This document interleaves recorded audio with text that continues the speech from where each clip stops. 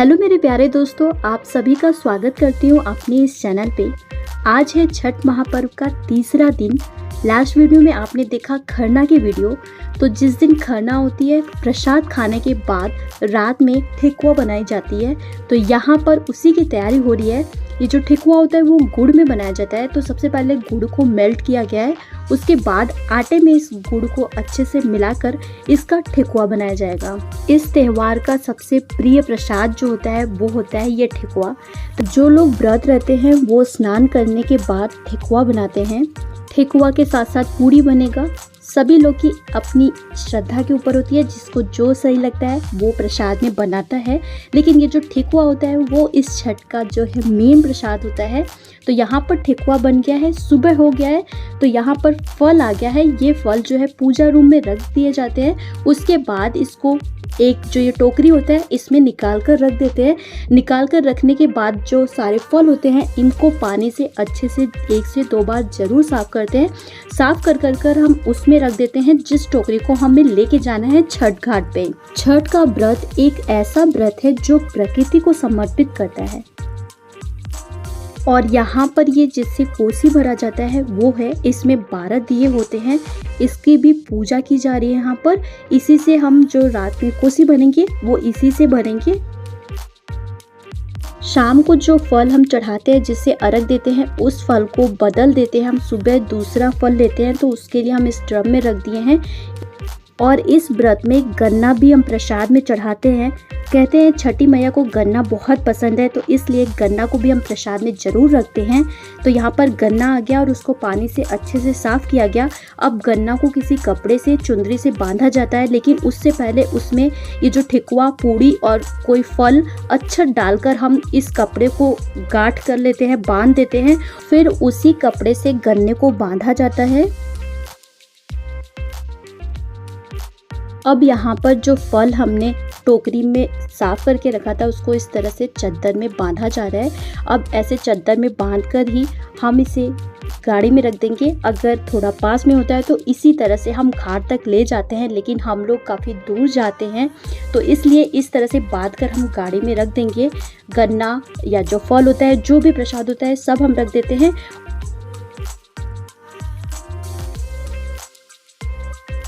और बस अब हम गाड़ी में बैठकर निकल पड़े छठ घाट की ओर।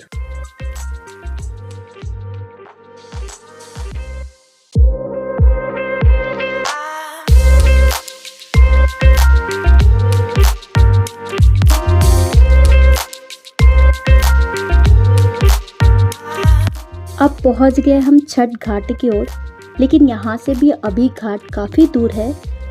उसी तरह सर पे ये जो टोकरी है वो रख लेते हैं, गन्ना ले लेते हैं और निकल पड़ते हैं हम घाट की ओर।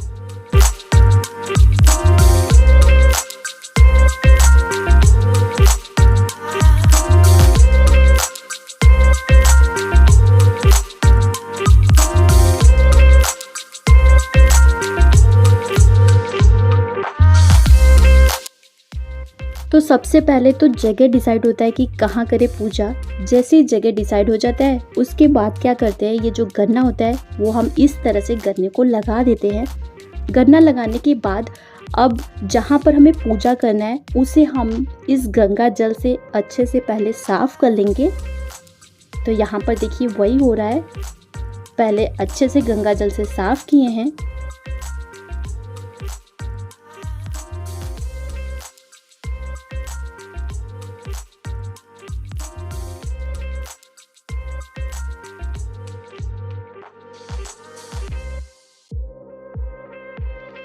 जब जगह को गंगा जल से अच्छे से साफ़ कर लेते हैं तब क्या करते हैं, देखिए यहाँ पे सारा जो फल है जो हम घर से लाते हैं चढ़ाने के लिए, सारा फल हम इस तरह से जो कलसूप होता है उसमें निकाल कर रखते हैं, वहाँ पर चढ़ाते हैं। जो दीपक होता है वो लगाते हैं। तो यहाँ पर आप वीडियो में देखते जाइए कैसे कैसे ये पूजा हो रहा है।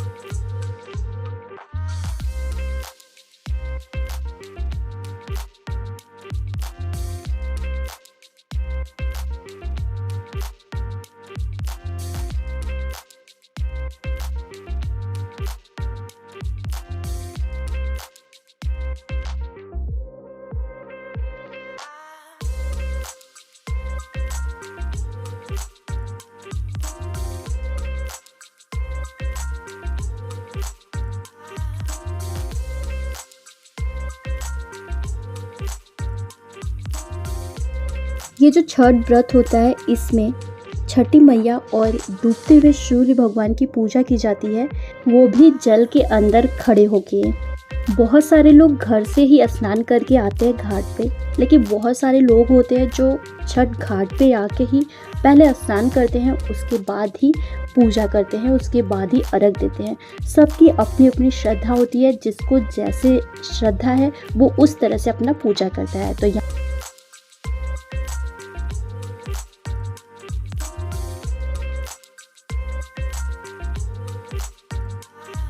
स्नान करने के बाद आइपन होता है, जिसमें थोड़ा सा हल्दी होता है, वो हाथों में लगाया जाता है और सिंदूर लगाया जाता है, जो कि नाक से लगाया जाता है।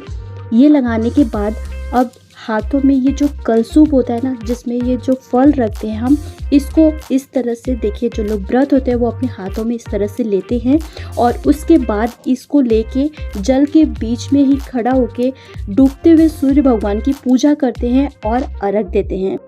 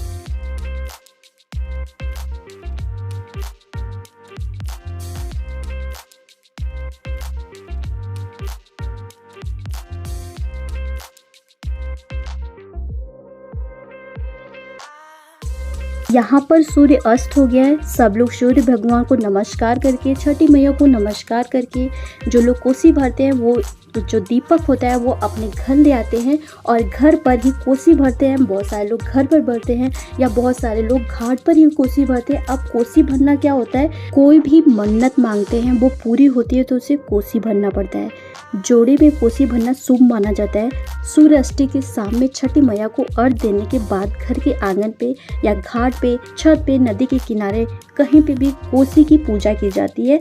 इसके लिए कम से कम 7 गन्ने का मंडप बनाया जाता है। आप देख सकते हैं यहाँ पर कोसी ही भरा जा रहा है, छठी मैया की पूजा की जा रही है। अब रात में कोसी भरने के बाद, पूजा करने के बाद सुबह के 4 बजे फिर हम निकल पड़ते हैं घाट की ओर। तो यहाँ पर हम जा रहे हैं घाट की ओर। वैसे ही जैसे हमने शाम को पूजा किया था वैसे ही हम सुबह पूजा करेंगे। शाम को हमने डूबते हुए सूर्य भगवान की पूजा की थी, अब हम उगते हुए सूर्य भगवान की पूजा करेंगे। तो यहाँ पर आप देख सकते हैं हम घाट पर पहुँच गए हैं।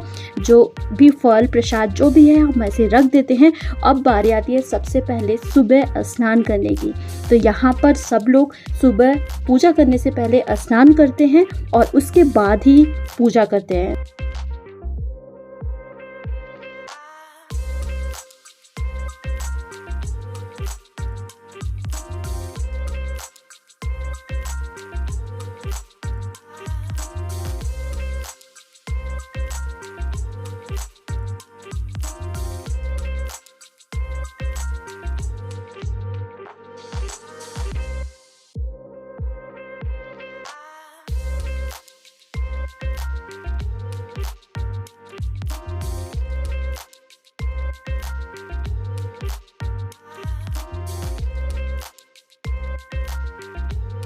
वैसे ही जैसे हमने शाम में पूजा करी है, सेम वैसे ही हम सुबह भी पूजा करेंगे।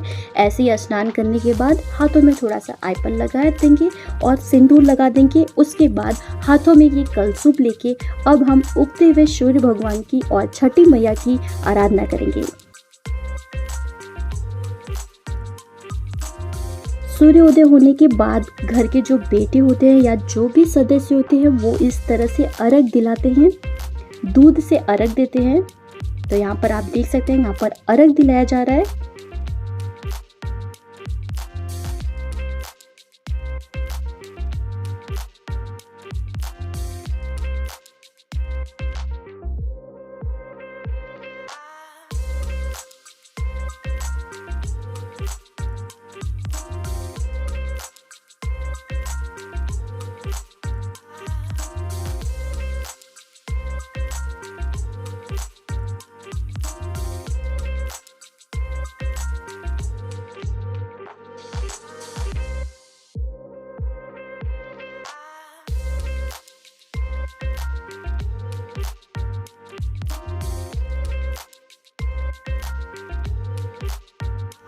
अर्घ देने के बाद, पूजा करने के बाद सब लोग एक दूसरे को ऐसे नाक से सिंदूर लगाते हैं और आंचल में प्रसाद देते हैं। ये था हमारा छठ का छोटा सा वीडियो। कोई गलती हुई हो तो भूल चूक को माफ़ करें।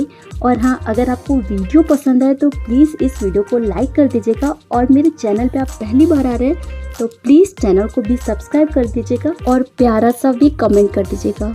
जय छठी मैया।